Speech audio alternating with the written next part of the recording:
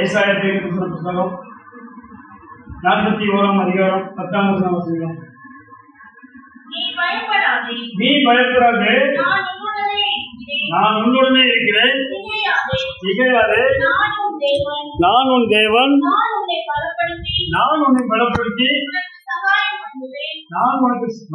உனக்கு சகாயம் பண்ணுவேன். நீதியின் வலது கரத்தினால் உன்னை. நல்ல வார்த்தை. அநேகம் தரம் வாக்குத்தமாய் இந்த அநேக பிரசங்கங்கள் நீங்க இந்த வார்த்தையை எடுத்து கேட்பது உண்டு. ஆனால் இன்று தேவன் நம்மோடு கூட ஒரு புதிய சத்தியத்தோடு வெளிச்சத்தோடு அல்லது கேட்ட சத்தியத்தையே நமக்கு ஞாபகப்படுத்தி நாம் அந்த சத்தியத்தை நடப்பதற்கு வரவையை சத்தியத்தின் நிச்சயமாய் தந்துள்ளார். சில ஏசாயா தீர்க்கதரிசி சொல்கிறார், கர்த்தர் அவரோடு உரைக்கிறார். என்ன சொல்றாரு? நீ பயப்படாதே. ஏன் நீ பயப்படாதே என்று சொல்கிறார்?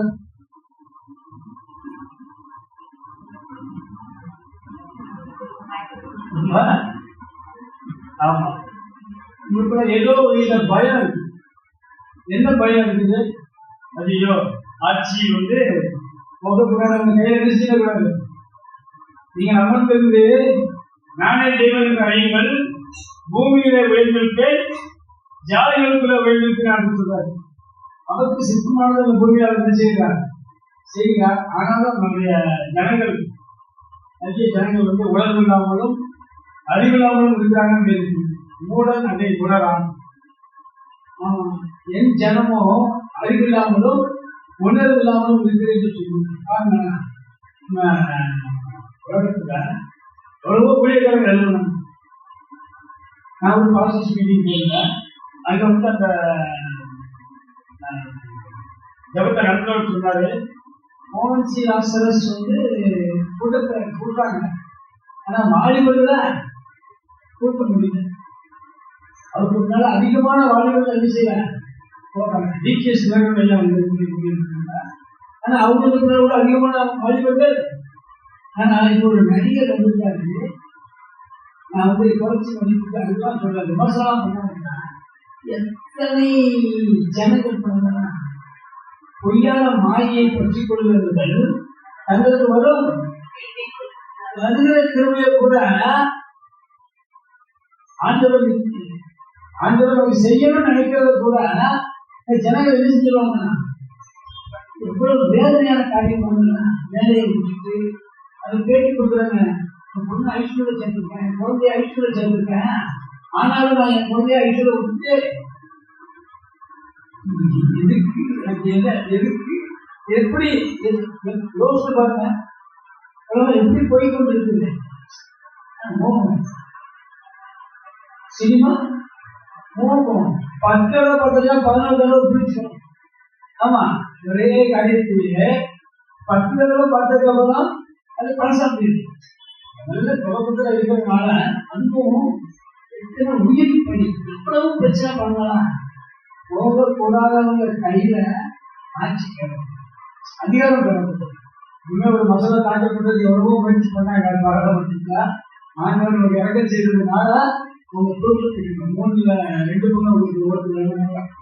ஏன் இதை சொல்றோம் அப்படின்னா, எப்பயாவது மொத்த அதிகாரத்தை கையில எடுக்கிறதுக்கு சில நபர்கள் சில கட்சிகள் பின்வாசப்படியெல்லாம் வருவாங்க. அவனுக்கு முன்வாசல் வர முடியாது. நிறையாவது பிடிச்சி அவனை தொத்தி அவன் தோல்மனை ஏறி அவனை அமுக்கி அவனை விரிச்சு அதுக்கப்புறம் எப்படியாவது பின்னால வழியா கூட வந்து ஆண்டவர் சொல்றாரு, நீங்க என்ன செய்யறீங்க? பயப்படாதீங்க, ஜெபம் பண்ணுங்க. எப்படி ஜெபம் பண்ணணும்? அந்தரங்கத்துல போய் ஜெபம் பண்ணணும். ஆண்டவர் சொல்றாரு, நீங்க ஜெபம் பண்ணும் போது அந்தரங்கத்துல போய் வீட்டுக்குள்ள அகவீட்டுல போய் கதவை பூட்டி பரலோகத்துல தேவனை நோக்கி பாடப்பட்டு ஜெபம் பண்ணுவீங்க. ஜெபம் பண்ணணும். ஜெபம் பண்ணதான் ஆண்டவரோட கணக்கு கேட்பாரு. ஆமா, நீங்க சிறைப்பட்டு போன தேசத்துல உள்ள தேசத்தினுடைய நன்மைக்காக ஜெபம் பண்ணிருந்தாங்க. நாங்க எடுத்துப்பேன் உள்ள போன நேரம் ஆண்டு சொன்னாலே சிறைப்பட்டு போயிட்டாங்க. நீ சிறைப்பட்டு போனாலும் ஒருவேளை பார்க்கணும் அல்லது எகிப்துக்கு அப்படின்னு எங்க போனாலும் நீங்க போன இடத்துல அந்த தேசத்தினுடைய ஆசீர்வாதத்துக்காக சமாதானத்துக்காக நம்ம ஜெபம் பண்ணிருக்கோம். அப்படி இருக்கும்போது நம்ம நன்மையை செம்மையுமா தேவன் நம்மளை ஆசீர்வதித்து உட்கார்ந்து இருக்கிறார். நம்ம ஆசீர்வதித்து வைத்திருக்க இந்த தேசத்தினுடைய நன்மைக்காக சேமத்துக்காக நம்ம ஜெபிக்கிறதா யார் ஜெபிப்பது? சொல்ப நாட்கள் தான் இருக்கு. உணர்வுங்கிறது மனமாற்றங்கிறது இப்படிங்கிறது வந்துடும். ஆமா, தேவ ஞானத்தை கொடுப்பார், கர்த்தர் ஞானத்தை தருகிறார். ஆகவே நம்ம ஜெபிக்கணும். ஆட்சியாளர்கள் என்ன பாதுகாக்கிறதுக்காக நாக்கு அழகு வச்சிருவாங்க. யாரும் சொல்றது யாரும் குறிப்பிட்டு நினைக்க வேண்டாம். ஆதாரத்தாலுமே தன்னை நான் சொந்த தன் குடும்பத்தை தன் மேல இருக்கிற கேஸ் தன் மேல இருக்கிற பழிய ஆமா அதாவது நம்ம ஜீவன் பெறுவோம் அப்படிங்கிறதுக்காக நாட்டையை விடுதலை செய்வாங்க. எல்லாரும் கையில அழகு வச்சிருக்காங்க. ஆகவே ரொம்ப ஜாக்கிரதையா இருக்கணும். உங்களுக்கு தேவன் ஞானத்தை கொடுப்பால் நீங்க ஜெபிங்க. ஜெபிச்சுட்டு கண்டிப்பா வேலை செஞ்சிருக்க. ஆமா, அந்த காரியங்கள் எல்லாம் நீங்க நடத்தீங்க. கருத்து உங்களுக்கு உதவி செய்வாங்க. ஆண்டவர் சொல்றாரு, நீ பயப்படாது, நான் இன்னொன்னு இருக்கிறேன், திகையாது. ஆமா, ஏன் பயப்படாத சொல்ற, திகையாது சொல்றா? நான் உனக்கு தேவனாய் இருக்கிறேன். நான் உனக்கு தேவனாய் இருக்கிறேன். நான் உன்னை பலப்படுத்தி, என்ன பலப்படுத்துகிறது யாரு? என்ன சொல்ல முடியும்? என்னை பலப்படுத்துகிற கிறிஸ்துவின் யாரு? இங்க இருக்கு. பிலிப்பியர் 4 அதாவது கொடுக்கணும்னு சொல்லுங்க. பரவாயில்ல, 13 பாத்தீங்க.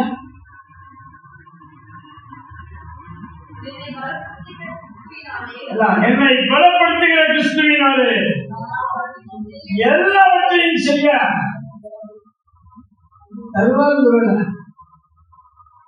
பலன் கிடைக்கும் சொல்லல, பெற்றிருக்கிறேன் என்று சொல்லுகிறான். பிரியமானவர், என்னை பலப்படுத்துகிற கிறிஸ்து என்னை பலப்படுத்துகிறபடியா? என்னை பலப்படுத்துகிறவர் மனிதர் அல்ல, என்னை பலப்படுத்துகிறவர் சர்வ வல்லமையுள்ள தேவன். ஆகவே அவன் சொல்லுவான், என்னை பலப்படுத்துகிற கிறிஸ்துவினாலே எல்லாவற்றையும், எதுவா இருக்கட்டும், குறைச்சலா இருக்கட்டும், நெருக்கமா இருக்கட்டும், நன்மையான காரியமா இருக்கட்டும், எதுவா இருக்கட்டும், எல்லாவற்றையும் செய்ய எனக்கு பலனுண்டு என்று அறிக்கை. நீங்கள் நான் சொல்லணும், என்னை பலப்படுத்துகிறவர் நான் உன்னை பலப்படுத்துகிறேன், உனக்கே சகாயம் செய்வேன். அதோட நிறுத்தல. அதுக்கப்புறம் சொல்றாரு, என் நீதியின் வலது கரத்தினால். பையன் சாப்பிடுற பொண்ணு சாப்பிடுறா, அம்மா எழுதிடுவாங்க. இதுவரை ஞாபகம் படிஞ்சு குட்டி இப்போ வாழ்க்கை பிடிச்ச கொடுக்குறாங்க. நான் 20 வருஷம் ஆயிடுச்சு, அம்மா கொடுக்குறது திருமணமா 20 வருஷம் ஆயிடுச்சு சொல்றாங்க. அநேகருக்கு அப்படிப்பட்ட இப்பவும் திருமணமும் ஆயிடுச்சு. தம்பியும் கிடையாது. அவங்க அம்மா இன்னைக்கும் ஓட்டுவாங்க. புறங்களை பேசுறேன். அம்மா கொடுத்துருக்கேன். நான் பக்கத்தில் 4 வருஷம் ஆயிடுச்சு. ஏன் இதை சொல்றேன் அப்படின்னா, என்ன கொடுப்பாங்க சாப்பிடாம தாங்குறவங்க கையை தூக்கி நம்ம தேவன் தாங்குகிறார். கரங்கள்ல தோல்ல சுமக்கிறாரு. ஆனா சாப்பிட்டோம் என்பதற்காக என்ன செய்றாங்க?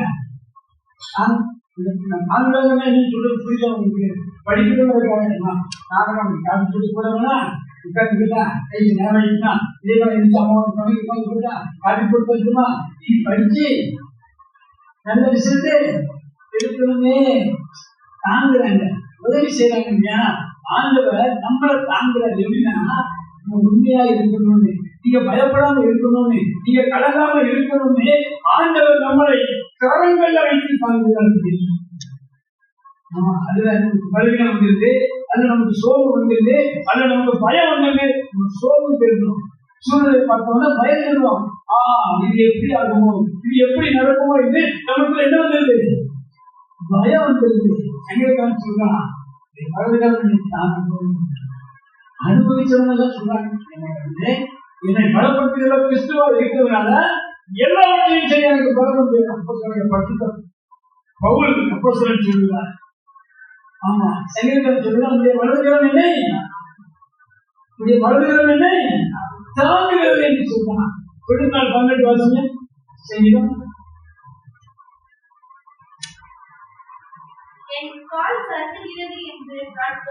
ஆமா, எனக்கு தலைவீனம் வந்து என்னோட தலைவீனத்தின் மத்தியில கூட நான் விழுந்துருந்தேன், கோபப்பட்டுல, எரிச்சல் வந்தீங்க, நீர் மாற்றம் வந்தது, எரிச்சல் தேவனுக்கு புரியுங்கள சிந்தனை அப்படி ஏதோ ஒண்ணு எழுதிருக்கு வந்து தலைவீனம் என்றால் சறுக்கு இருக்கு. செய்யக்கூடாதுன்னு நினைக்கிறேன். கோபப்படக்கூடாதுன்னு நினைக்கிறேன். அவங்க இந்த கோபம் ஊட்டுறாங்க. அதனால எனக்கு என்ன வந்துருது?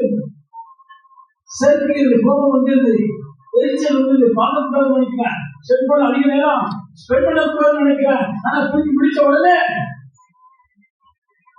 ஆய்வுடைய பிள்ளைகள் நிறைய ஒப்பிக்கிறது. இந்த மாதிரி ஒப்பிக்கிறாங்க படிப்பாங்க. இப்ப எது சொன்ன நிறைய பிள்ளைகள் வாயை ஒப்பிக்கிறது இல்லையா? சரியா சொல்லுவான். எந்த உடனே போய் செல்லதான் என்ன செய்றாங்க? அதுவே சில பிள்ளைங்க செல்ல பெட்ரூம் போய் வந்துடுவாங்க. அவங்களுக்கு தனியா பெட்ரூம் இருந்துச்சுன்னா காலையில என்ன செய்யறேன் சொல்லுங்க. ஏன் வைக்கணும்? ஏதாவது செய்தி என்ன செய்யணும்?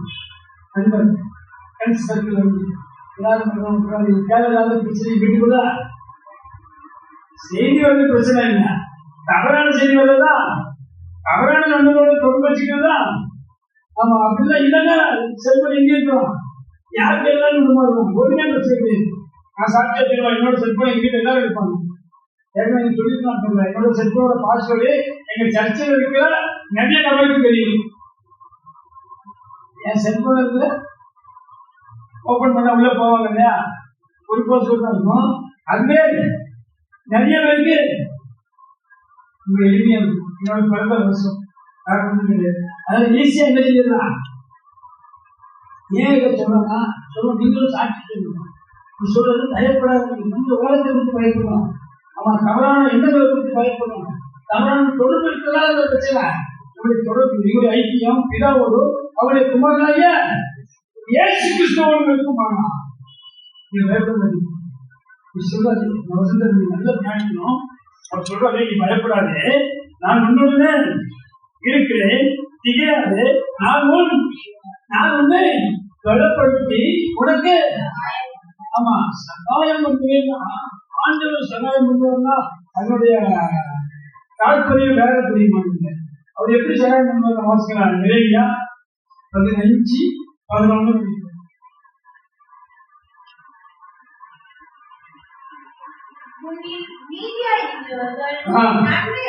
நன்மை அடைவார்கள்.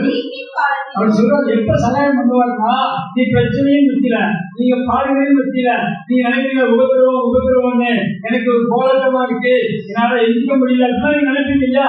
அப்பேற்பட்ட காலத்துல தீயின் காலத்திலோ அது நெருக்கமான சூழ்நிலை இருந்து அந்த நெருக்கத்தின் காலத்திலோ அவர் சொல்றது சகாயம் உனக்காக உங்களுக்காக தனியாகவே குறிப்பிட்டு புரியுமாங்க.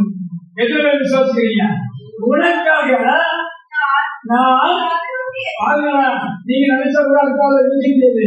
ஆண்டவர் சொல்றது தீங்கின் நாட்களிலும் தீங்கின் காலத்திலும் நெருக்கத்தின் காலத்திலும் உங்க ஒவ்வொருத்தரையும் பேர போட்டுக்கோங்க. உங்களுக்காக உனக்காக நான் நமக்கு எதிராக இருக்கிறவங்களுக்கு அவன் எதிர்கொள்வான். பயங்கர மாட்டான், அவன் கலைஞர மாட்டான், அவன் தோற்று போயிடுவான். யாரா இருக்கட்டும் ஆண்டவனுக்கு எதிராக இருப்பானா அவனுக்கு எதிர்பட்டு உனக்கோ நமக்கோ அவன் என்ன செய்யறான்? சகாயம் செய்வேன் என்று சொல்றது. சகாயம் செய்வேன் என்று மிக நிச்சயமான உறுதியான அறிக்கை உள்ளார். சொல்றது யாரு? அமெரிக்கத்தினுடைய அதிபர் சொல்றான், உலகமே வியந்து என்ன செய்யுது பார்க்குது. எதிர்ப்பு தெரிவிக்கிறவங்க கொஞ்ச நேரத்தில் சரணடைக்கும். சீனாக்காரன் என்னமோ சொன்னதா சொல்றாங்க, நியூஸ்ல வந்து கப்பல் அனுப்பிக்கலாம், நீங்க வந்து அந்த நீர் நிலையை வந்து இது பண்ண முடியாதுன்னு.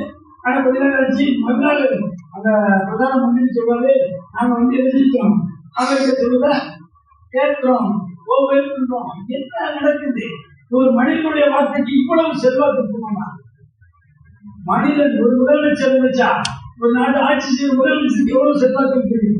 வானத்தையும் பூமியையும் சர்வ சேனையும் உண்டாக்கினவர் நம்முடைய ஆண்டவர். அவர் சொல்வதை உனக்காக நான் சத்துருவத்தை ஏற்படுத்தி உனக்கு சகாயம் செய்வேன் என்று மெய்யாக சொல்லுங்கள். இதை கேட்டதுக்கு அப்புறம் தான் நமக்கு வரையும் படிச்சதுக்கு அப்புறம் தான் வருஷத்துல இதை கேட்டதுக்கு அப்புறம் தான் என்ன வருது பயம். யாருன்னா இந்த சூழ்நிலையை பார்க்கிறோம். நாளைக்கு விடிந்தா நமக்கு என்ன தேவை? இவ்வளவு தேவை எங்கிருந்து யார் தருவா? 26 செகண்ட் வாசிங்க.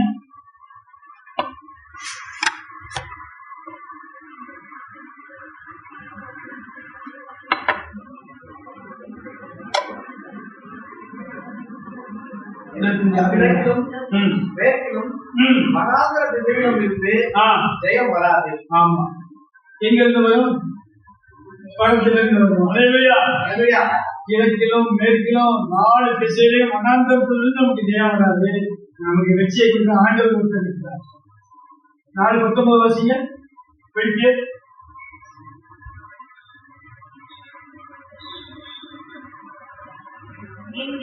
என் தேவன் அவருடைய ஐஸ்வர்யம் அளவிட முடியாது. நம்முடைய அறிவு கேட்காது. என் தேவன் நம்முடைய ஐஸ்வர்யத்தின்படியே உங்கள் குறைவை, பாவம், உங்களுக்கு முடியாது இருக்கிற, உங்களுக்கு செய்ய முடியாது இருக்கிற, தவிக்கிற எல்லாவற்றிலும் இருந்து, உங்களுடைய குறைகள் யாவற்றிலும் இருந்து அனைத்து குறைவுகளில் மகிமையை வல்லமையுள்ள தேவனாக இருக்கிறார். இந்த ஆண்டவர் தான் சொல்றாரு, நீங்க என்ன செய்யாதீங்க, பயப்படாதீங்க, திகையாதீங்க, கலங்காதீங்க. நான் உங்க சத்துருவுக்கு எதிர்பட்டு உனக்கு சகாயம் பண்ணுவேன். நீதியின் வலது கத்தினால் வந்து உங்களோட பேசுகிற ஒரு நல்ல ஆண்டவர் நம்ம பெற்றிருக்கிறோம். ஆனா நம்மளால நினைச்சுக்கோங்க, நம்பவே இது 11 வாசிங்க.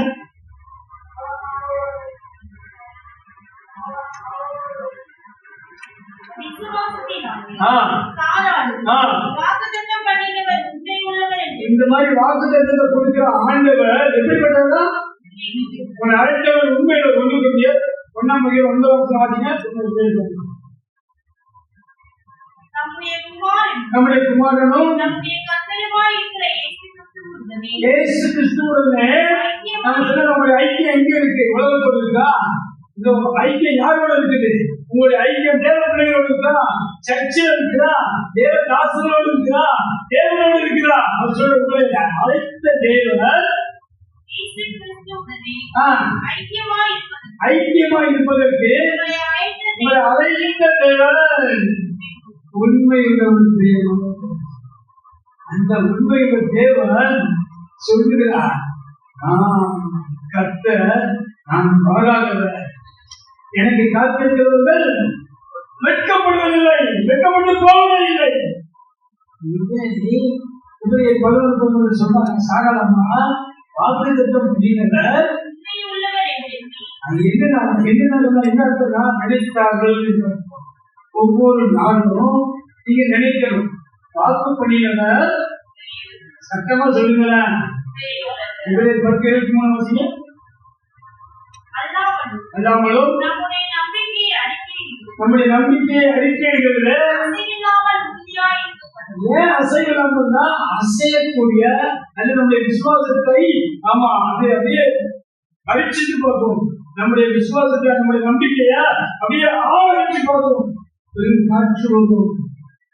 தண்ணீர் அப்படின்னா கிடந்திருப்போம், ஆறு வரும். 43 வாசிங்க.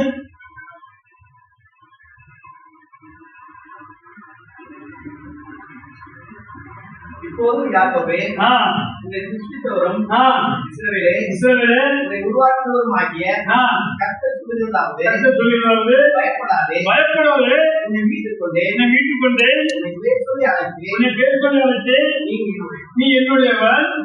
நீ அன்னைகளை கடக்கும் போது நான் உன்னோட இருப்பேன். இப்ப ஞாபகப்படுத்துறாரு, இப்ப உங்களுக்கு இவ்வளவு நாள் வந்தீங்க, நீங்க கடந்து வந்து பாதையை திரும்பி பாருங்க.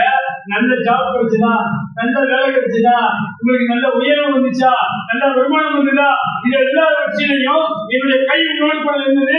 நான் என்ன செஞ்சேன்? பலப்படுத்தேன். நீ தண்ணியை கொண்டு வந்தா வரும்போது நான் என்ன செஞ்சேன்? நீ தண்ணியில கிடக்கும் போது நான் இருந்ததா, நீ அப்ப பயப்படாம இருந்ததா, தைரியமா இருந்ததா, இப்பவும் சொல்ற. அதுக்கப்புறம் ஆறுகளை நீ என்ன தண்ணியெல்லாம் கிடந்து முடிச்சாச்சுதா, இன்னும் இருக்கு தண்ணி முழங்குற அளவுக்கு இருந்திருப்போம், முட்டளவு தண்ணி கிடந்து வந்திருப்போம். அப்ப நான் பெரிய பயாக்கள் ஆண்டு என்னோட இருக்கிறார் நம்ம நினைச்சிருப்போம், மாடு தண்ணி இருப்போம். இப்ப ஆறு வந்துச்சு, நீங்க பயப்படாதீங்க. தண்ணி முன்னாடி இருப்போம், ஆறு என்ன, ஏரி என்ன, குளம் என்ன, கடலே வந்தாலும் சமுத்திரமே நமக்கு முன்னால் இருந்தாலும் ஈட்டப்படுமானா தண்ணீர் உங்களுக்காக இரண்டாக கலக்கப்படும். மதில் போல் நிற்கும். தண்ணீரை கலக்கும்போது இருந்தது, ஆறுகளை கலக்கும்போது நம்மளுக்கு கூட சுத்தமா சொல்லுங்களா. ஆண்டவர் நம்ம கூட இருக்கிறது பெரிய காரியமா, ஆறு வருது பெரிய காரியமா? ஆண்டவர் நம்ம கூட அது ஆறா இருந்தாங்க, ஏரியா இருந்தாங்க, ஏழா இருந்தாங்க, எட்டா இருந்தாங்க, எதுவா இருந்தா எனக்கு அதை அறிந்தவன் தான் சங்கீதக்காரன் சொன்னான், நான் மகளிர் நீரின் பள்ளத்தாக்கில் நடந்தாலும் 23 வாசிங்க.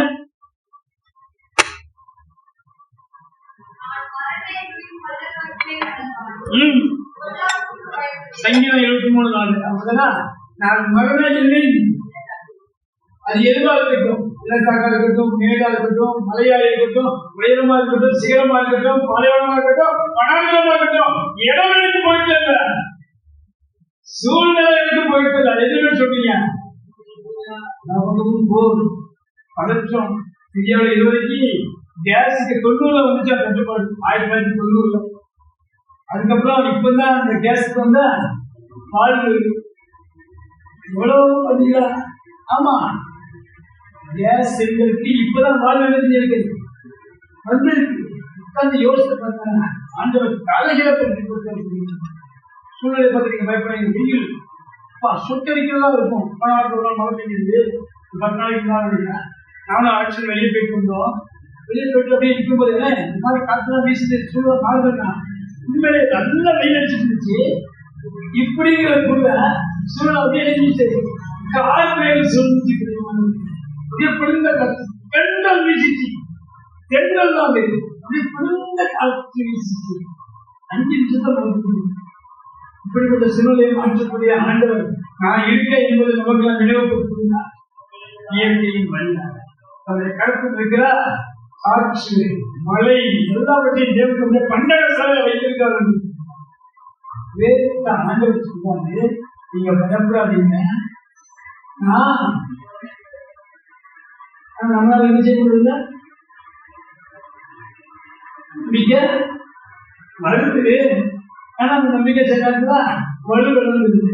சொல்லமா நம்பிக்கை சாரா சொன்னா எண்ணு, நான் வெயில எண்ணி எண்ணி கிளவின்னு சொல்றா. நீ வீட்டுக்கு வாசி ஆதியம் 16:17 நம்ம 18 ஆகலாம் சொல்றது 17 நம்ம சொல்றாங்க. கிழவன் கிழவன் சொல்றாங்க, வயது முடிந்தால் என்று சொல்றது. இனி வாய்ப்பு இல்லைன்னு சொல்லும். விஞ்ஞானிகள் கொடுக்க முடியுமா, மருத்துவத்துறை கொடுக்க முடியுமா, அது சார்ந்து யார்கிட்ட போய் சொன்னாலும் இனி என்ன இல்லை, கற்பப்பை முடிஞ்சிச்சு, அவனுடைய ஸ்ட்ரென்த் முடிஞ்சிச்சு, ஆமா வழிபாடு ரெண்டும் போயிடுச்சு. இனிமேல் வாய்ப்பு இயற்கையில பார்த்தா, மருத்துவம் பார்த்தா, நம்ம அறிவு சொல்லும் அப்படின்னு சொல்லுவோம். நம்ம அறிவின்படி பார்த்தா இனி என்ன இல்லை வாய்ப்பு இல்லை. வாய்ப்பை தருகிறவர் நம்ம ஆண்டவருக்கு ஒன்றும் இல்லாமல் வந்து அவர் உருவாக்க அந்த ஆண்டவர் சொல்றது பயப்படாதீங்க, பயப்படாதீங்க, பயப்படாதீங்கன்னு சொன்னாலுமே நம்மளுக்குள்ள பயம் என்ன செய்யறது? ஏன் சொல்ற வாசிங்க 41:9 வாசிங்க, 8:9 வாசிங்க.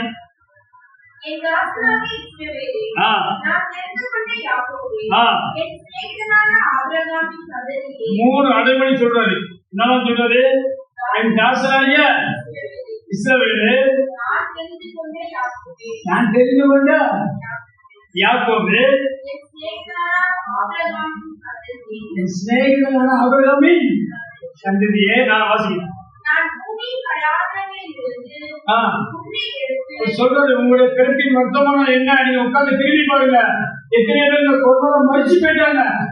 அவங்க எல்லாம் பாவிகள் நினைக்கிறீங்களா? நீங்களும் மனம் திரும்பாமல் போனால் அப்படியே கேட்டு போயிடும் என்று சொல்கிறாங்க. சிலவர்களை கோபம் விழுந்து எத்தனை பேர் எழுதுட்டாங்க. உங்களை பார்க்கிறவங்க பாவிகள், நீதிமன்றம், நீதிமன்றம் வச்சுட்டு வீட்டு வாசிங்க. ஆண்டவர் சொல்றாரு, பூமியின் கல்யாணம் உங்களை எழுதிங்க. ஆமா, வம்சத்துல ஒருத்தரும், ஆமா சந்ததியில ஒருத்தரும் தெரிஞ்சிருக்கிறார். 2 பேர் வம்சத்துல ஒருத்தரும் தெரிஞ்செடுத்து நம்முடைய நாமத்தை நமக்கு தந்திருக்கிறார். அவரு சொல்றாரு, பூமியின் கல்யாணத்தை நான் எடுத்துக்கொண்டேன்.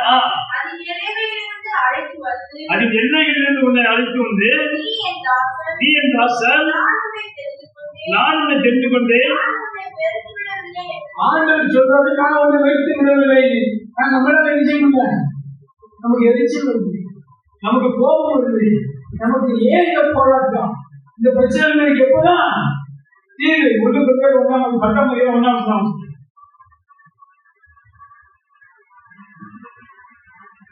ஒண்ணு கொஞ்சம் 10:1 அதுல இப்படி இருக்குன்னா ஆபிரகாமுடைய சந்ததியை பார்த்து சொல்றாரு, நீ ஆபிரகாமுடைய சந்ததி, நான் உன்னை பூமியின் இடையிலிருந்து கொண்டு வந்து அந்த சந்ததியை பார்த்து சொல்றாரு. சகோதரர்களே, நீங்கள் எவைகளை நீங்க ஒரு காரியத்தை தெரிஞ்சு கொள்ளணும்னு நான் விரும்புறேன், நீ எவைகளை அறியணும்னு நான் உங்களுக்கு சொல்றேன் அப்படின்னு சொல்றாரு. நம்முடைய பிதாக்கள் எல்லாரும் ஆபிரகாமுடைய சந்ததியில் வந்த எகிப்து தேசத்திலிருந்து அடிமைத்தனத்திலிருந்து புறப்பட்டு வந்த சந்ததியை குறித்து சொல்கிறார். நம்ம தேவனுக்கு உள்ள இருந்தாங்க, திருச்சபைக்கு உள்ள இருந்தாங்க, தேவனுக்கு கீழே தேவனுடைய ஆளுகைக்கு கீழே இருந்தாங்க. எல்லாரும் செங்கடலை வளர்ந்து அந்த செங்கடல் வழியாக இருந்திருக்காங்க.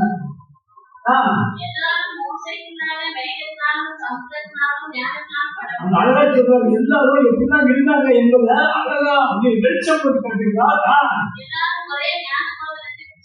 எல்லாருக்கும் ஒரே தண்ணி, வித்தியாசமே இல்லை. ஆசீர்வாதம் எல்லாருக்கும் உண்டு. ஆசிங்க ஆமா, கட்டளை பத்தியா அவ்வளவு எழுதிட்டாங்க, பங்கு பெறாங்க. ஆசிங்க எப்படி அவங்களோடு கூட சென்ற, எல்லாம் கவனிச்சுக்கோங்க, அவங்களோடு கூட சென்ற அந்த கண்மலை அந்த கிறிஸ்துவோ இவங்க மேல பிரியமா நடப்பதற்கு இருப்பதற்கு உகந்த காரியத்தை அவங்க செய்யணும். தொடர்ந்து வாசிங்க. அப்படி இருந்தும் அவர்களில் அதிகமான மெஜாரிட்டி பீப்புள்ங்கிறது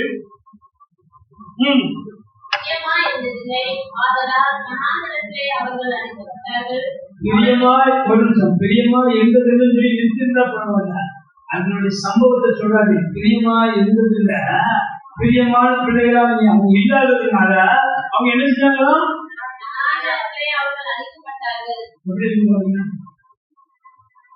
எப்படி இருக்கு, அழைத்தவர் தேவன், அழைத்து கொண்டு வந்தது தேவன்.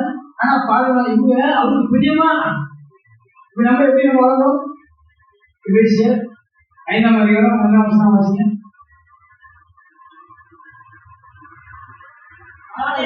ஆகையால் நீங்கள் பிரியமான பிள்ளைகளைப் போல, நம்மளை பார்த்து சொல்றாரு, நீங்கள் பிரியமான பிள்ளைகளைப் போல.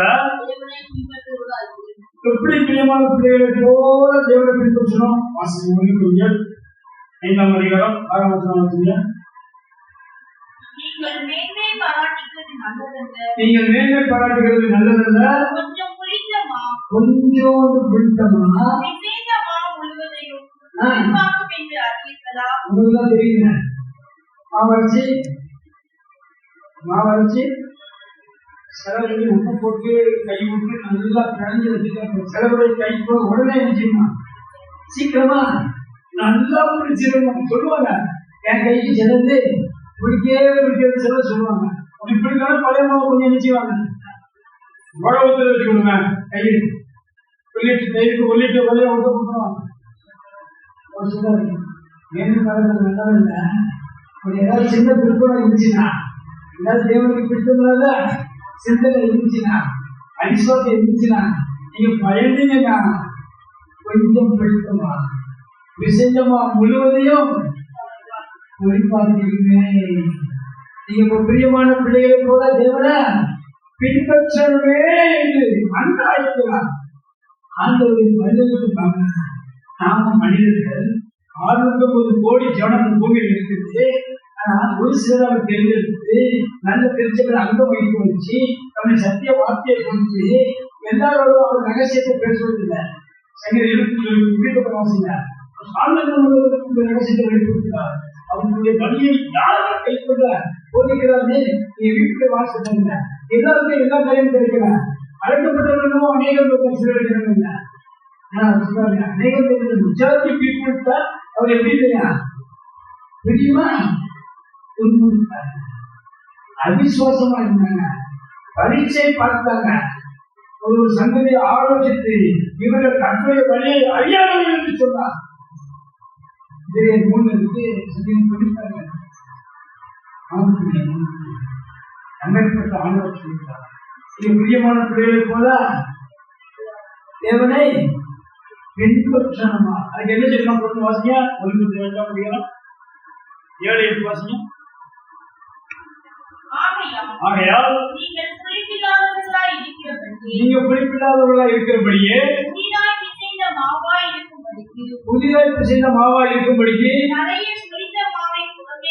அந்த புறமே கழித்து போடுதல் உங்கள்கிட்ட இல்லைன்னா உங்கள்கிட்ட வந்து அது ஒட்டி கொள்ள பிரியமானது. நீங்க கழித்து போடணும், நிறுத்து, வீண் வார்த்தை என்ன செய்யக்கூடாது, சிந்திக்காதே, பேசாதே. உங்களுக்கு நீங்க கற்றுக்கொடுங்க.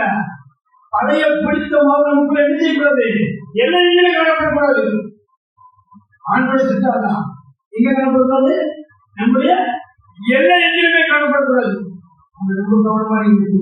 நீ சாத்தனையா இருந்தால்தான் நீ அதை எழுத முடியும், கழிப்பட முடியும். எது திருப்பணும், எது கொள்ள வாசனை. நம்முடைய பஸ்காவாகிய கிறிஸ்து அவர் நமக்காக பலியிடப்பட்டிருக்கிறாரே. அதனால் இப்ப சொல்றாரு முன்னே எபேசியர் 2:2 வாசனை. அவைகளில் நீங்கள் முற்காலத்திலே இவ்வுலக வழக்கத்திற்கு ஏற்றும்படியாகவும் கீழ்ப்படியாமையின் துறைகளுக்கு இப்பொழுது கிளை செய்கிற ஆகாயத்து அதிகார பிரபுவாகிய ஆவிக்கு ஏற்றும்படியாகவும் முற்காலத்துல நீங்க கீழ்ப்படியாமையின் துறையோட நடந்தீங்க. அவர்களுக்குள்ளே நாம் எல்லாரும் முற்காலத்திலே நம்ம மாம்ச இச்சையின்படியே நடந்து அவங்க உங்க சுய விருப்பத்தின்படி நீங்க நடந்தா தேவனுக்கு பிரியமாய் வாழ முடியாது. பிரியமா இருக்குது சத்தியம். கிறிஸ்தவம் தமக்கு பிரியமாய் நடக்கலையா, யாருக்கும் பிரியமாய் இருந்தாங்க. கிறிஸ்தவ தமக்கே பிரியமாய் நடக்கலையா, எப்படி பாருங்க. நம்ம எல்லாரும் அதை சொல்றாரு, நம்ம சுய விருப்பத்தை நம்ம நினைச்சதை முடிக்கும் நினைச்சோம்னா அதான் சொல்றாரு. நீங்கள் அவங்களுக்குள்ளே நம்ம எல்லாரும் முற்காலத்திலே நமது மாம்ச விருப்பம் நம்ம இச்சை தப்பா நினைச்சிருக்கோம். மாம்ச இச்சையை மட்டும் நினைக்கிறோம், பொருளாதார கூட இச்சை தான். ஆமா, சோம்பேறித்தனம் தேவனுக்காக நீங்க நேரத்தை கொடுக்காம இருக்கீங்கன்னா இந்த உலக இச்சைதான் கூட இருக்குன்னு அர்த்தம். மாம்சிக்கணும், மாம்ச விருப்பத்தை நிறைவேற்ற விரும்பாதீங்க. தேவ சித்தம் என்ன நீங்க என்ன செய்ய, ஒரு பொருட்கள் ஆராயிங்க. அவர் சொல்றது ஒரு மாம்ச இச்சையின்படி நடவாமல் இச்சையின்படி மாம்ச இச்சையின்படி நடந்து நம்ம மாம்சமும் மனசும் விரும்பினவர்களை செய்து கட்டுகளை கூட நான் என் இஷ்டப்படி நடந்தா, என் இஷ்டப்படி நான் வாழ்ந்தா நான் எப்படிப்பட்ட மாறிடுவேன். இப்போ நம்ம யாரோட சித்தத்தில் நடக்க விரும்பணும், சொல்லுங்க. 4ஆம் அதிகாரம் 4 வாசிங்க, 3 4 வாசிங்க.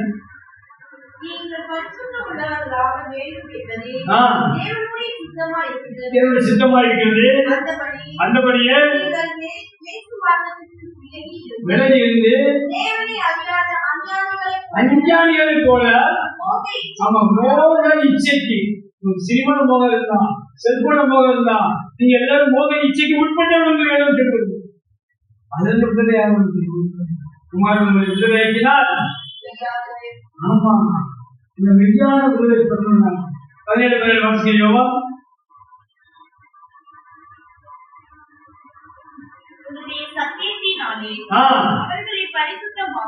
வசனமே இந்த வசனத்தை நீங்க பிடித்துக்கணும், இந்த வசனத்தை நீங்க பரிசுக்கணும், இந்த வசனத்தின் பிறகு நீங்க என்ன செய்யணும், தாராளமா இருக்கணும். ஆமா, நடக்கணும். முகத்தின் வெளிச்சத்துல நடப்பாங்க. யார் நடப்பா, இந்திய சட்டத்தை அறியும் ஜனங்கள் பார்க்க அவர்கள் நடப்பாங்க. வாசியா ஒரு பாடி சிக்கணும்.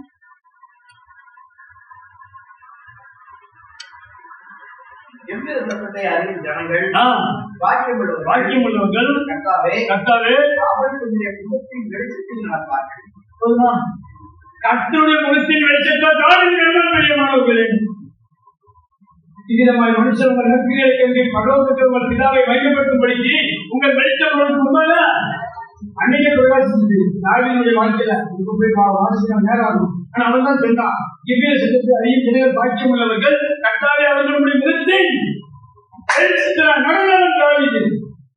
நம்ம அவருடைய முகத்தின் வெளிச்சத்தில் நடக்காமா? நம்ம மாம்சமும் விரும்ப நடத்த இருக்கிறோமா?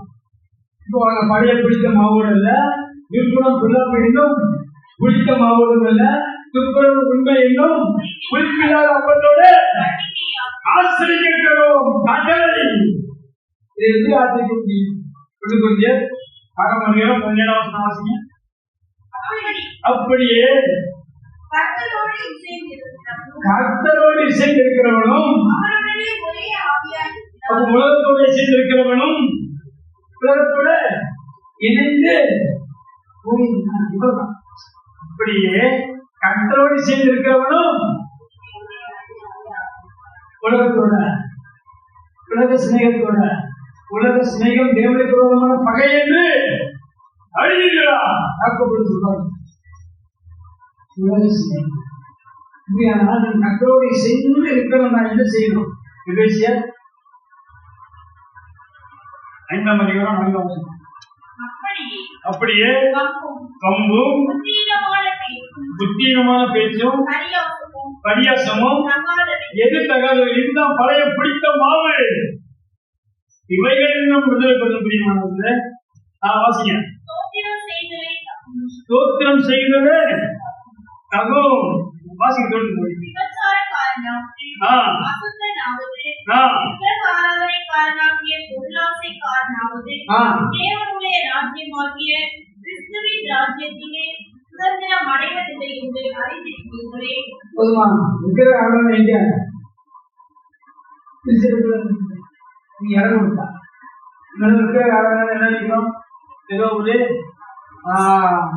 நீங்க நினைக்கிறது நீங்க சொல்றது புதுசா இருக்கா? வாசிக்கிறேன். விபச்சாரக்காரனாவது அசுத்தனாவது பொருளாசை ஒரு மனிதனுக்குள்ள இருக்குமானா அவன் யாரா? சத்தமா சொல்லுங்களேன். நம்ம ஏதாவது இருக்கிற என்ன நினைப்போம்? வேதம் அந்தாட்சி நினைப்போம். நீதிமொழிகள் 1ஆம் அதிகாரம் 19ஆம் வசனம். பொருளாசை வைத்திருக்கிற எல்லாருடைய வழியும் இதுவே. தன்னை உடையவர்களின் உயிரை உயிரை வாங்குறாங்க. சொல்லிக்குமா என் உயிரை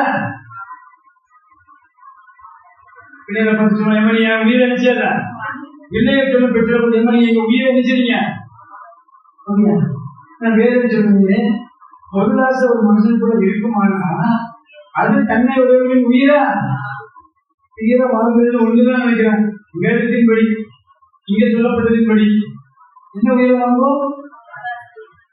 அதுதான பெரும் ஆசையா இருக்கு. நமக்கு எவ்வளவு சேவைகள் இருந்தாலும் வீட்டுலதான் இருப்பாங்க. வீரோட தொடர்ந்தா வரிசையா இருக்கும். இருந்தாலும் கல்யாண காலம் வந்துட்டு புதுசா என்ன செய்யறதில்ல. அவர் சொல்றாரு, இஎம்ஐ கட்டணத்துக்கு கொஞ்சம் பிரச்சனையா இருக்குது, நம்ம என்ன செஞ்சுக்கலாம்? 1 மாசம் 1 வருஷம் இருக்கிறத கட்டாத மனுஷனை அவங்க ஆம்பளை பத்தி பெரிய பிரச்சனை கிடையாது. இருக்கிற சட்டை போட்டு செஞ்சுருவாங்க. நம்ம ஒரு சட்டை ஒரு பேண்ட் உதாரணத்துக்கு நம்ம மேம்படுத்தி போன்ற புகழ்ச்சியாக ஒன்றும் சம்பாதிக்க போறதுன்னு சொல்றேன். ஆனா பெண்கள் தலையில இருந்து கால் வரைக்கும் என்னெல்லாம் விழுவோம். கடலுக்கு கண்டாக்கணும், நிலத்துக்கு கண்டாக்கணும். இப்ப புதுசா அந்த உலகத்தவர்கள் சாயம் கொடுத்துருக்காங்க. பிளவுஸுக்கு தகுந்த மாதிரி இந்த கரட மாற்ற இதுக்கு தகுந்த மாதிரி நான் என்ன சொல்றேன், வேதம் சொல்லுது. பொருளாசைனா சேவையும் ஒரு பொருள் தான். இனிமையும் நம்ம பீரோட கட்டில மிக்சி அவங்க ஏசி அதெல்லாம் நம்ம கேட்கலாம். புரிஞ்சுக்கிறதுக்கு சேவை தான் கேட்கணும் அப்படின்னு நினைக்காம உடல் தேவைக்கு அதிகமாக கொடுக்கக்கூடாது. கடனால கொடுக்கூடாது. அதனாலதான் பைபிள் பிறந்தாரு பெருசா கொண்டாடுங்க. நீ கொண்டாடுறீங்களா கொண்டாட மாட்டீங்க எனக்கு தெரியாது. எதுவும் கிடையாது. தாராளம் நீ என்ன செய்ய உங்க விருப்பத்தின்படி தேசத்தின்படி எதை செய்யணுமோ அதை செய்யுங்க. ஆனா ஏதாவது ஒன்று கொண்டாடினா செய்யலாம். நம்மளை பயன்படுத்தல கருத்துக்கு முயற்சி செய்யணும். அதனால அவன் சொல்றான். ஏன் இதை சொல்றான்? பொதுவாக எல்லாருடைய வழியும் முடியுது. வழியே தான் அது யாரும் இந்த வழியா போனா திருச்சி போகலாம். இந்த வழியா போனா வேறு வரதான் வராதான் வேறு வேற யாரும் நம்ம மதுரைக்கு போய் மதுரைக்கிட்ட போய்க்கலாம், பெங்களூர் போகலாம், பெங்களூர் போயிட்டு சொன்னா அது எப்படி இருக்கும்? வேலையா இருக்கும் யோசிச்சு பாருங்க.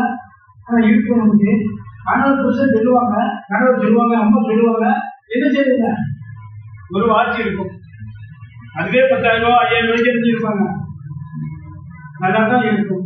ஆனா இப்ப ஒரு ஆட்சி அதை விட அத்தியாவசியமான தேவை இன்னொன்று. வீட்டில் உள்ளவங்க அதுக்காக பிரயாசப்பட்டு இருப்பாங்க. ஆனா பிள்ளைங்க அத மாறியா சொல்லியா பொருளாதார செய்யணும் போகட்டும். அது இருக்கிற ஆராதனை அறியாமலேயே அது உங்களுக்கு கூட வளரும் பிரியமானதில்லை, திரும்ப பெருக்குமா. அதே போலதான் பாவமும் பெருக்கும்.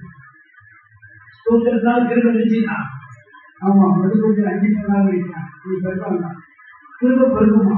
ஆண்டதை பெருக செய்யும். ஆனா சிலரை அந்த சிந்தைக்கு ஒப்புப்படுத்துவார். இந்த உடலை பழங்களை சிந்தனைக்கு இடமாக உடலை பேணக்கூடாது. நம்மள எப்படி இருக்கணும்? அதுக்கு விடுதலை அடையணும் இருக்கணும். கொடுங்க இந்த ரூபாய் எடுத்து உரிச்சு கொடுங்க. ஒரு பேச்சுக்கு கொடுங்க. இந்த மாதம் 4ஆம் தேதி ஒரு சீட்டு எடுத்து சீட்டு கிச்சனைக்கு போங்க. டீட்டெயில்ஸ் வருது, உங்களால் என்ன முடியுமோ அதான் நீங்க உங்க லோகத்துல எவ்வளவு காட்டினாங்க. வாசி 5 வருஷம் தேவனுடைய ராஜ்யமாகிய கிறிஸ்துவின் ராஜ்யத்திலே அறிந்திருக்கிறீர்களே. அறிந்திருந்தும் அதை நம்ம என்ன செய்யக்கூடாது, செய்யக்கூடாது. வேதம் அப்பதான் தெரிவிக்கிறது. ஆண்டவர் ஜெபத்தை கேட்கணும்னா அவர் பயப்படாதே, திகையாதே, கடனாலே சொல்லி ஆண்டவர் உடைய விண்ணப்பத்தை கேட்கணும்னா இதற்கு அக்கிரமம் செஞ்சு இருக்கக்கூடாது. என்ன அக்கிரமிச்சுட்டா இவங்க அப்படிதான் சொல்லுவாங்க. அவங்களுக்கு என்ன தெரியும்? அவங்களுக்கு என்ன வேதம் என்ன சொல்வதாக நான் சொல்றேன். உல்லாசம் இருக்குமானா அது தன்னை உடையவர்கள் உயிரிழந்தாலும் உயரமானது. வேதம் பொய்யுடையாது. சங்கீதம் 65:18 பாருங்க.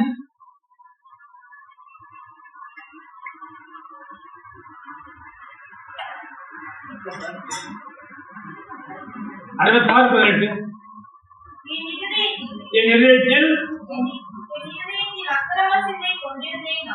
இதயத்தில் அக்கிரம சிந்தை அது வரும்.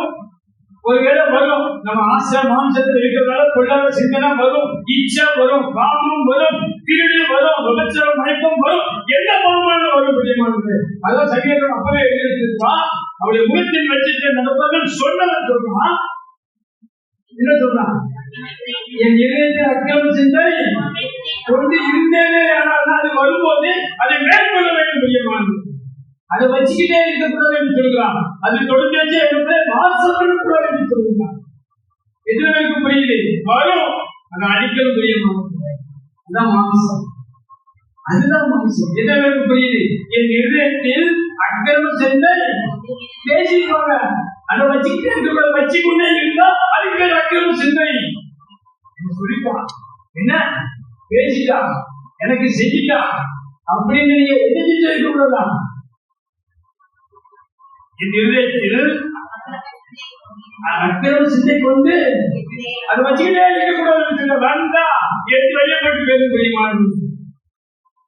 எத்தனை பேருக்கு புரியுது? நமக்கு ஒரு என்ன சொல்றது, நம்ம வேக வந்து நம்ம வேலை வச்சுக்கோமா இருக்கணும் அப்படின்னு பேர் போடாம பிடிக்காம இருக்கோமா, அது அசல் அது வேண்டாம். அது கழுவி நிற்கும். எழுதிட்டோம் போய் பிடிச்சிருக்கோம். நமக்கு வயிறு வலிக்குது, காலை எழுந்தோன்னா உபாதை இறக்கி வைக்கிறதுக்கு இல்லை நம்ம சாப்பிட்ட சோறு நம்ம நினைக்க கூடாது. பார்க்கணும் போகக்கூடாது. எல்லாம் வைக்க போறோமா?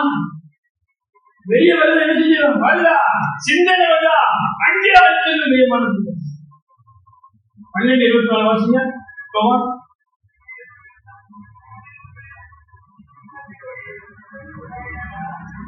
மெய்யாகவே மெய்யாகவே நான் உங்களுக்கு சொல்கிறேன். அவர் சொல்றது மெய்யாகவே மெய்யாகவே நான் உங்களுக்கு சொல்கிறேன். கோதுமை மணி அது நிலத்துல விழுந்து அது சாக வேண்டும். சுயத்துக்கு சாகிறது. அப்படி என்ன வரும்போது, ஒரு சந்தர்ப்பம் வரும்போது, அப்படி கோபம் எழுப்பும் போது நம்ம சொல்லணும், நான் இதற்கானவன் அல்ல, நான் அழைக்கப்பட்டவன் அல்ல, அதிலும் மேலானவர், நான் விசேஷமானவர், நான் கேட்டு கொள்ளப்பட்டவர். எத்தனை மார்க்க முடியும்? கோபம் வரும்போது நீங்க சொல்லணும், வரும் நெரிசல் வரும், கொண்டுட்டே இருக்கக்கூடாது என்று சொல்லுவாங்க. அது நாளப்போக்கில் அதை கொண்டுட்டே இருக்கக்கூடாது நினைக்கும் போது அது வந்து வலது கொஞ்சம் பெரிய நான் சொல்ற விளங்குதா?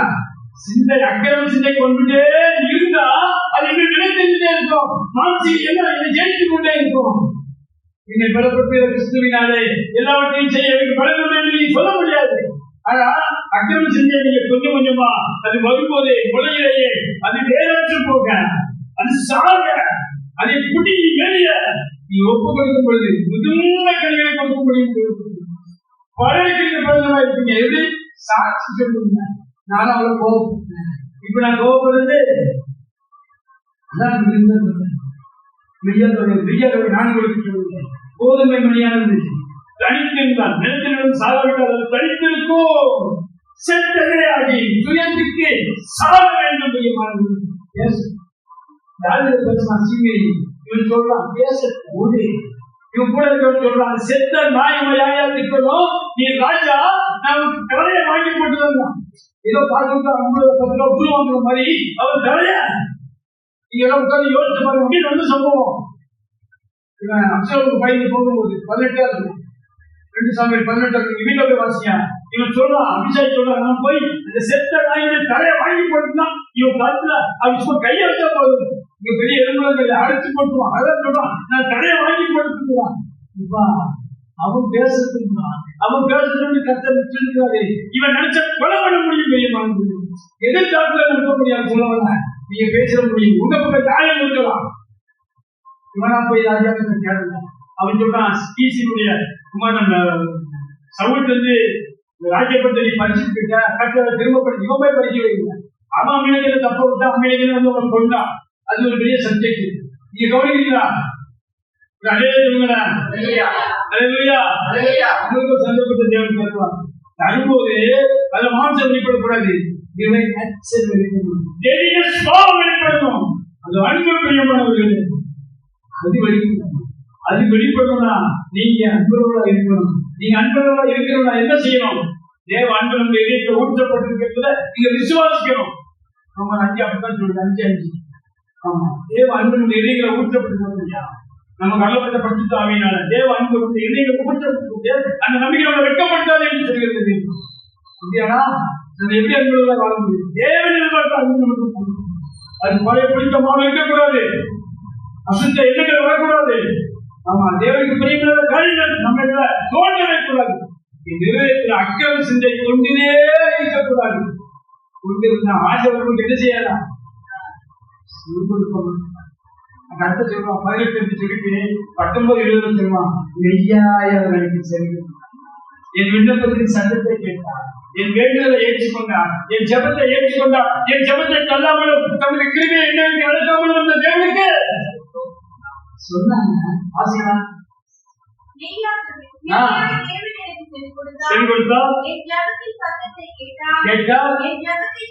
என் ஜெபத்தை தள்ளாமலும்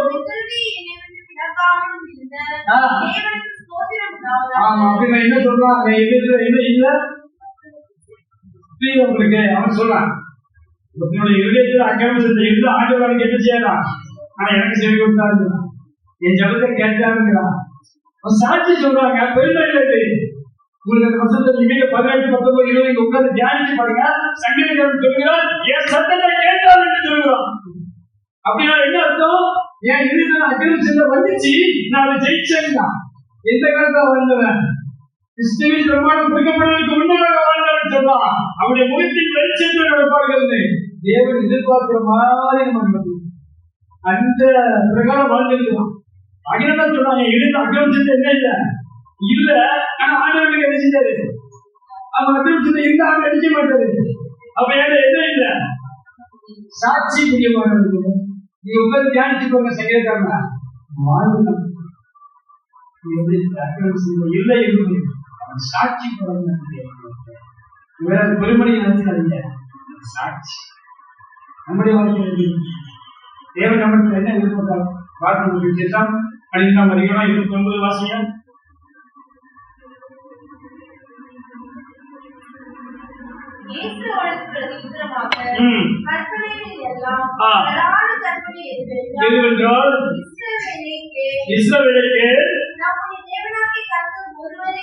அதோட பிரதான கற்பனை இல்லம்பா, நம்முடைய தேவனைய கர்த்தர் நமக்கு கர்த்தர் கர்த்தரா இருக்கிறாரா, தேவனா இருக்கிறாரா? இந்த உலகத்துல வேற ஏதாவது உங்க தேவனா இருக்கிறதா? மாம்சீகம், உலகம், பணம், பொருளாசை, செல்போன், இப்படி சொந்த வீடு தான் நம்முடைய டாக்டர். அப்படி நிறைய காரியம் இருக்கு. இந்த உலகம் நமக்கு தெய்வமா நினைச்சக்கூடாது. ஒருபோதும் மாறுகிறது. அது எப்படி மாறுதுன்னு உங்களுக்கே தெரியாது. எப்ப தெரியாது அப்படின்னா, அந்த அக்கிரம சிந்தனை நினைச்சிருந்தா தெரியாது. அக்கிரம சிந்தனையே நினைச்சிருந்தா தெரியாது. நீங்க அதுல இருந்து விடுதலை ஆகணும். இந்த சிந்தை எனக்காக அல்ல, நான் கிறிஸ்துவின் சிந்தையுடையவனா ஜீவிக்கப்படுபவன் என்று நீங்க வேறுபடுத்தப்பட்டவர்கள் எண்ணுகிறீர்களா? நீங்க அதை அறிய முடியுமா? ஒரு முகத்தின் வெளிச்சத்தால் நீங்க நடக்கும். தொடர்ந்து வாசிங்க. உன் தேவனாகிய கர்த்தரிடத்தில் அவர் சொல்றாரு, ஆரம்பம் இருந்து தேவனா இல்லைன்னா இந்த பாதி அங்க பாதியெல்லாம் இல்லை. முழு இதயத்தோடும், முழு ஆத்மாவோடும், முழு மனதோடும், முழு பலத்தோடு அன்பு கூறுவாயாக. இதை செய்வதற்கு யாருக்கும் தடை இருக்காது. ஓ, நான் என் தேவனுக்கு அன்பு கூற ரெடி. அந்த அன்பு கூறுதல் மாறாமல் இருக்கும். கர்த்தரை நான் எக்காலத்திலும் பிரச்சனை எனக்கு பிரச்சனை கிடையாது, சோதரம் பண்ணுவேனா இல்லையா என்பதுதான் இப்போ பிரச்சனை. அதுதான்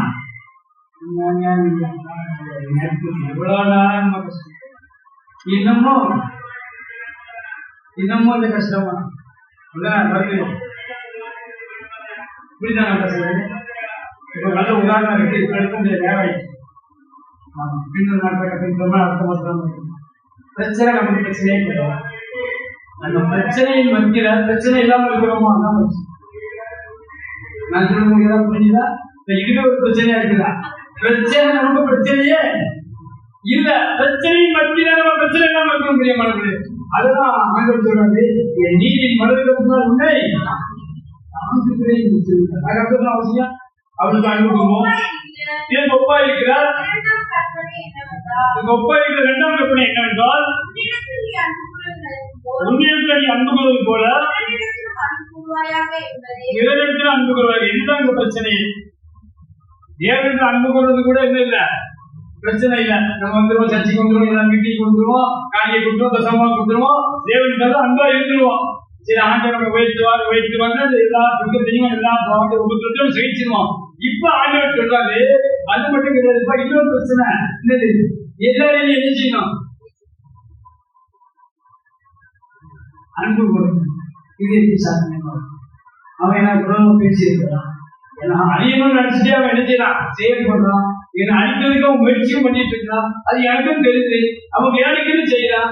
நான் என்ன ஆண்டவர் சொல்றது? அன்பு கூறுவது ஆண்டவர் சொல்வது. ஆனா அந்த அன்பு கூறுவது ரொம்ப கடினமும் கிடையாது. நீங்க யோசிச்சு பாருங்க. நீங்க பிறந்ததிலிருந்து இன்னைக்கு வரைக்கும் கவனிக்கிறான். ஆண்டவர் உங்களுக்கு எவ்வளவோ நன்மை செய்திருக்கிறார், எவ்வளவோ திரும்ப பகட்டுகிறான். நான் ஆண்டவருக்கு எதிராக எதுவுமே செய்யல.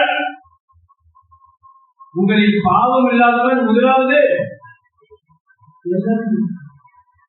ஒருத்தர் இயேசுவர்கள் அவன்தான் கல்லறிவதற்கு பாத்திரமானவர். அவரே சொல்றது, என்ன நல்லவன் சொல்லாமல் மத்திய 19 அறியாம என்ன நல்லவன் பிதா ஒருவர் தவிர.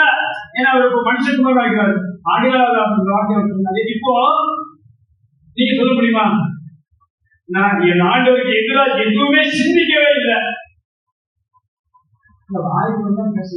ஆமா இல்ல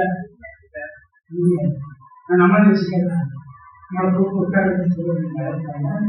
உங்க கூட இவ்வளவு நல்ல தேவன்.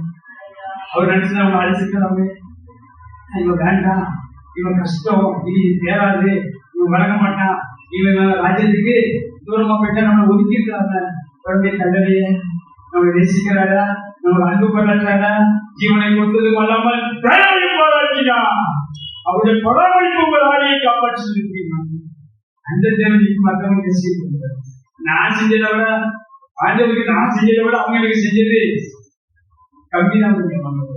இவர்களுடைய அறிவுகள் பெருசா இருந்தாலும் தேவனுடைய ஞானத்தை சொல்றார், உதவி செய்வார். வார்த்தை வாசிக்க முடிச்சிடலாம். யோசுவா 1ஆம் அதிகாரம் 7-8 வாசிங்க.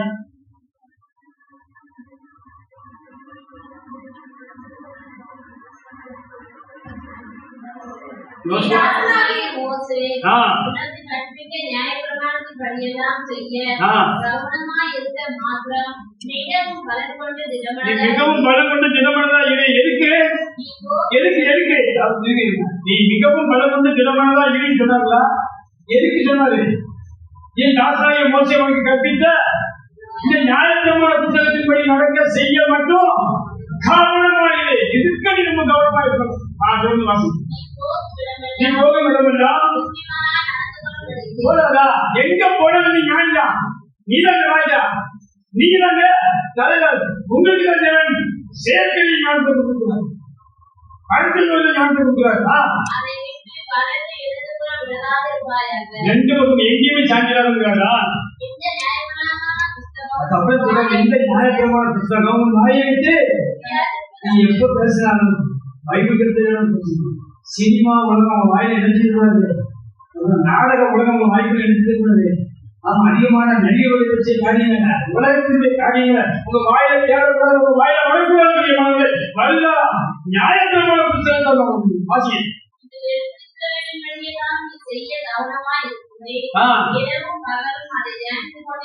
அதை தியானித்துக் கொண்டிருப்பாயாக. உங்க வழியை வாய்க்கப்படுவதற்கு தேவன் கொடுக்கிற பெரிய டிப்ஸ் இது.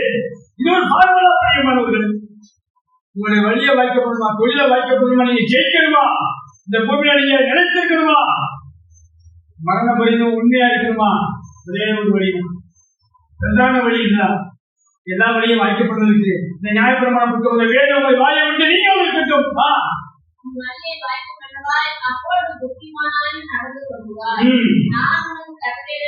நான் உனக்கு கட்டளையிடவில்லையா? பலம் கொண்டு திடமனதாயிரு, திகையாதே, கலங்காதே, உன்னோட இருக்கிறார். பிரியமானவர்களே, இப்போ ஏசாயா 41, 11, 12, 13 வாசகம் முடிச்சு. இதோ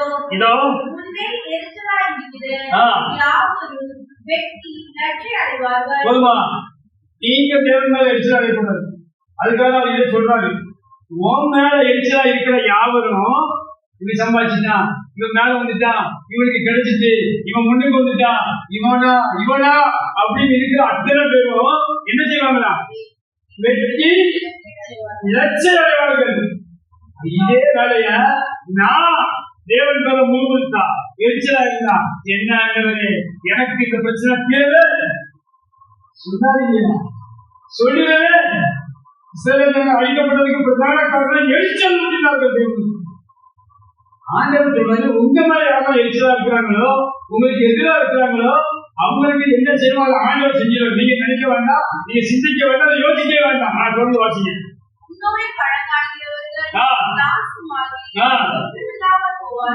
தேவன் பார்த்துக் கொள்வார். நீங்க என்ன செய்ய வேண்டாம், நீங்க ரட்சிப்புக்காக அப்படி சொல்லுங்க. தொடர்ந்து வாசிங்க.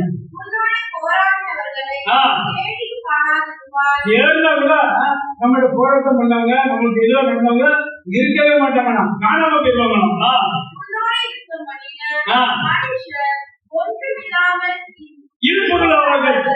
ஒண்ணுமே இல்லாம போயிடுவான். பெரிய மழை இருந்துக்குவோம், அது நமக்கு எதிராக இருந்ததை வச்சு கொடுங்க, அந்த மழை இல்லாமலே போயிடும். அது இருந்த இடமே இருக்காது. அந்த மாதிரி அன்பு போன கருத்து வாசிங்க. அந்த நமக்கு ஆண்டவர் சொல்றாரு, பாத்தீங்களா? ஒரு பெரிய பொக்கிஷம், பெரிய பாக்கியம் என்னன்னா, எல்லாரும் தேவனுடைய கையை பிடிக்க முடியும். ஆனா சொல்லுவாங்க, பாதி உலகம் உலகம் இருக்கும்போது மாம்சம் இச்சை பொருள் ஆசை இந்த மாதிரி காரியம் வரும்போது நான் தேவனுடைய கையை பிடிச்சிருந்தா நான் விட்டுட்டு என்ன செஞ்சுவேன்? இந்த உலகத்துக்கு முன்னால போயிடுவேன். ஆண்டவர் உங்களை என்னையும் பார்த்து சொல்லுகிறார், நான் வலது கையை அந்த பிள்ளை உகர்ந்தாலும் அப்பா கையை பிடிச்சிருக்காரு. அது மாடு வருதோ ஆடு வருதோ பலூன் வரும்னு சொல்லி அப்பா கையை உகர்ந்தாலும் அப்பா என்ன செய்ய மாட்டாரு? சொல்லுங்களா, இத்தனை நல்ல தேவன். அவர் அன்பு கொண்ட விதம் இவ்வளவு அன்பு கொண்டாரு. அந்த அன்பினுடைய வெளிப்பாடு தான் இது. அவர் சொன்ன தேவனாய கட்டணத்தை உன் முழு ஆத்மா, ஒரு முழு மனிதர், ஒரு முழு பலத்தோடு நீ அன்பு கொள்ளணும். இதெல்லாம் எப்படி இது ஒப்பா இருக்கிற வேற என்ன எப்படி இது நிகழே ஒப்பா 2ஆம் கட்டணம் அதுக்கு நீ விட்டு அன்பு போல அவருடைய அன்பு உங்களுக்கு புரியுதா? நீங்க நினைச்சா அவர் கையை பிடிச்சுன்னா நான் ஆண்டவர் சொல்ற நீங்க ஒப்பு கொடுக்கும் பொழுது, அவருக்கு இடம் கொடுக்கும் பொழுது நீங்க அவருக்கு உங்களை ஆமா நீங்க தேவனுடைய சித்தத்துக்கு உங்களை ஒப்பு கொடுக்கும் பொழுது சரண்டர் ஆகும். தேவனுடைய கையை பிடிப்பார். ஆண்டவருடைய கையை பிடிச்சிட்டாருன்னா எவரும் எதிர்த்து நிற்க முடியாது, நம்மளை எவரும் ஜெயிக்க முடியாது, நம்ம யாரும் தோற்கடிக்க முடியாது. பிரியமானவர்களே, நம்ம எல்லாம் கண்ணீர் முடிச்சிருக்கலாம். ஏதாவது சோதனை பண்ணுங்களா? தேவன் கொடுத்த நல்ல வார்த்தைக்காக